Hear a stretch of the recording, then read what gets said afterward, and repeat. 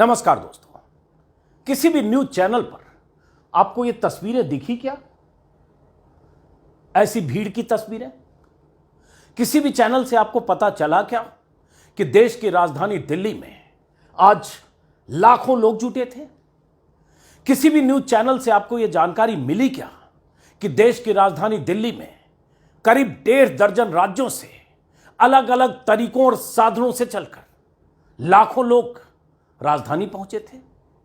किसी भी news channel से आपको यह पता चला क्या कि देश की राजधानी दिल्ली के रामलीला मैदान में, ऐतिहासिक मैदान में आज एक ऐतिहासिक जनसभा हुई है? किसी भी चैनल से आपको पता चला क्या कि दिल्ली में आज इतनी बड़ी भीड़ अलग अलग राज्यों से एक मांग को लेकर पहुंची कि रामलीला मैदान तो भर ही गया, रामलीला मैदान के बाहर कई किलोमीटर दूर तक कतारें थी? किसी भी चैनल से आपको पता चला क्या कि दिल्ली में, देश की राजधानी में, प्रधानमंत्री के आवास से चंद किलोमीटर दूर लाखों लोगों की भीड़ जब ये नारे लगा रही थी तो मुख्य धारा के चैनल के रिपोर्टर वहां मौजूद नहीं थे, ओवी वैन मौजूद नहीं था, लाइव टेलीकास्ट करने वाले साधन संसाधन मौजूद नहीं थे, इसलिए किसी चैनल पर यह तस्वीर आपको दिखी नहीं। क्या है, क्यों जुटे ऐसे लोग, यह आपको बताऊंगा इसी वीडियो में।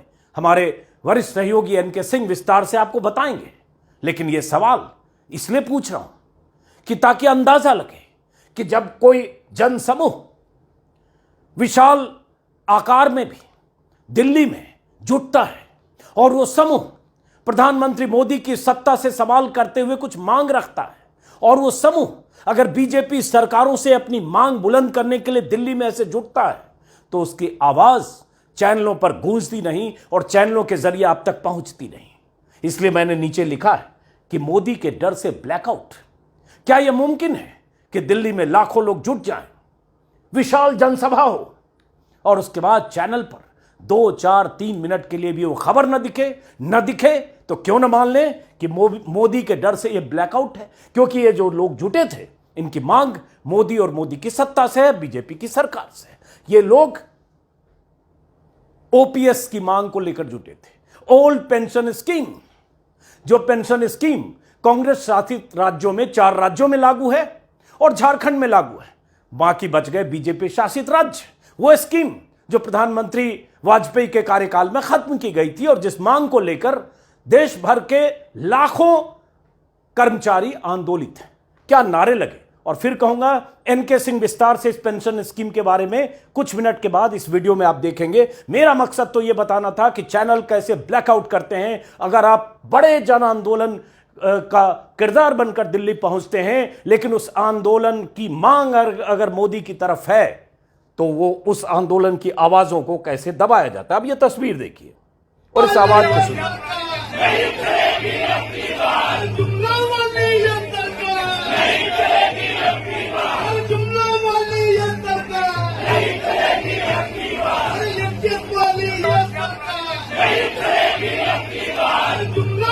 ये नारा क्या लग रहा है?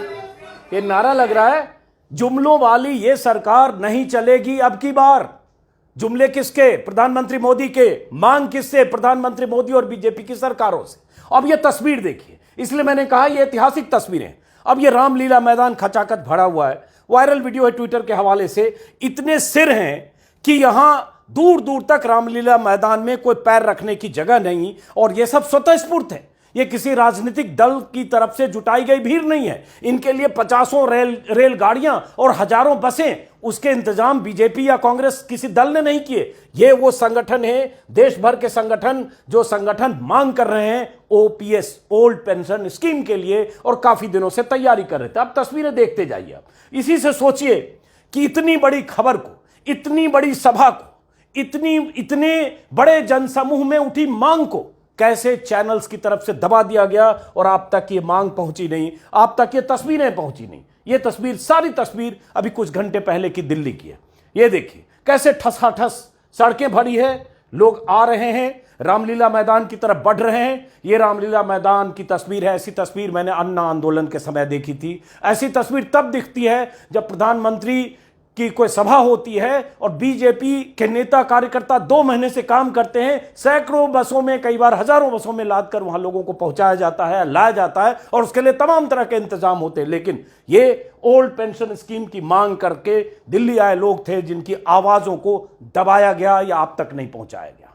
तो अब विस्तार से सुनिए एनके सिंह क्या बता रहे हैं, इनकी मांग क्या है और यह मांग कैसे मोदी के लिए मुसीबत बनने वाला है, यह मांग कैसे हिमाचल में बहुत बड़ा मुद्दा बना और यह मांग अगर इस तरह से इस बड़े जनसमूह से विस्तार पाकर देश के 1.5 दर्जन राज्यों में ऐसे फैलता है तो 7 महीने बाद, 6 महीने बाद होने वाले लोकसभा चुनाव में इसका क्या असर होगा। और यही असर, इसी का डर तो नहीं कि प्रधानमंत्री मोदी या उनके डर से यह ब्लैकआउट कर दिया गया चैनलों पर। आज की सबसे बड़ी खबर, ट्विटर पर, सोशल मीडिया पर अगर ये वीडियो, ये तस्वीरें नहीं तैर रही होती तो शायद हम जैसे, आप जैसे लोगों को पता नहीं चलता, हालांकि हमारे संवाददाता वहां मौजूद थे। अब एनके सिंह से विस्तार से सुनिए और समझिए कि ओपीएस कैसे बहुत बड़ा मुद्दा अगले 6 महीने में बनने जा रहा है। सुनिए एनके सिंह से।